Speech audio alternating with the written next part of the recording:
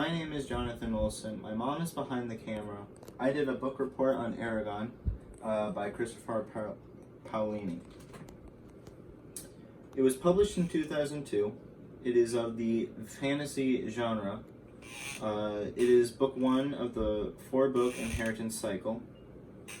And I chose this book because I haven't read it yet, and during this quarantine, my mom wanted me to buy some books, so it was perfect for the occasion. About the author. He's best known for writing the inheritance cycle. He's written Eragon, Eldest, Brissinger, Inheritance, and recently The Fork, The Witch, and The Worm. He was homeschooled, and at the age of 15, he started writing. The characters Eragon and Saphira were just a switch in letters, and his inspiration for the dragons was when he read Jeremy Thatcher, Dragon Hatcher, by Bruce Coville, where a young boy finds a dragon egg that looks like a stone in a beat-up curiosity shop. An important quote from the book is, "The greatest enemy is one that has nothing to lose. Paolini 42. This quote foreshadows what they may be up against in the upcoming order of events. The main event takes place in Carvajal and Therinsword. It is a small village right above Carvajal, and it takes place in the past because it uses words that end in ed. Protagonists are Eragon and Saphira. The antagonist is King Galbatorix. Some important people is Garrow, Brom, Elaine, Rorin, Katrina, Sloane, Horst, Shades, Razak, which are minions of the Galbatorix, and the Urgles, which are minions of the Razak. It is in limited third-person point of view because readers only know Eragon's thoughts. Some key things the book introduces about the characteristics are: Eragon is a young boy that must hunt for his own food for his family, while Galbatorix is an evil king killing or taking every dragon he finds for his own benefit. The event that compels the main character to action is when two strangers, later known as the Razak, kill Eragon's uncle and burn his house down.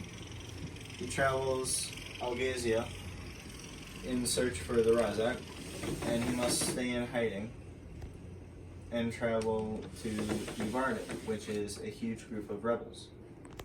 The key events that move the story forward is when Galbatorix issues an award to the person who captures Eragon, because he's the last dragon rider, excluding the king. The most intense or emotional part of the story where it makes a change is when Eragon is about to be captured by Durza, the Shade, and when Brom dies.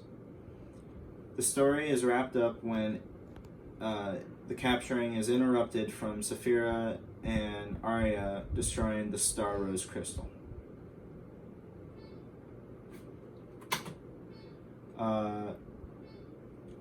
Eragon versus King Galbatorix, explanatory, because it's the main problem in this book.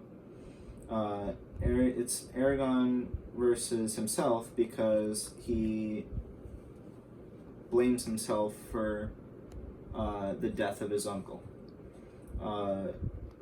It's person versus society because Eragon is going against King Galbatorix's rule of the king being the only dragon rider along with his followers.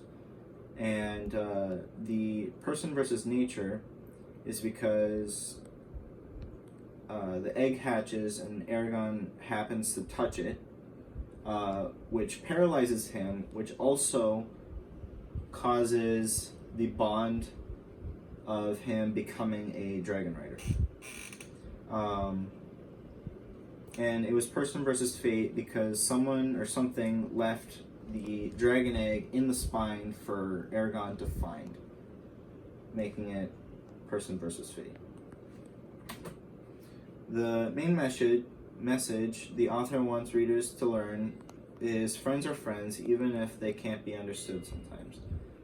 A quote from the book that demonstrates this theme is, "These books are my friends, my companions.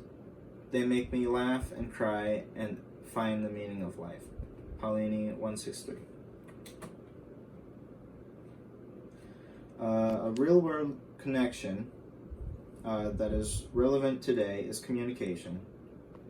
This topic is important because it allows humans and other animals to interact with others that speak different languages, mainly humans.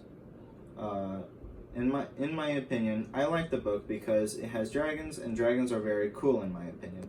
I think the development of each character was fabulous and well done. I've related to the characters multiple times, and I think there was many weeks of planning put into this plot of this story. Overall, I give this book a 10 out of 10 because, one, it was Paulini's first book, and I believed it turned out great. Oops, there. And this is my works cited.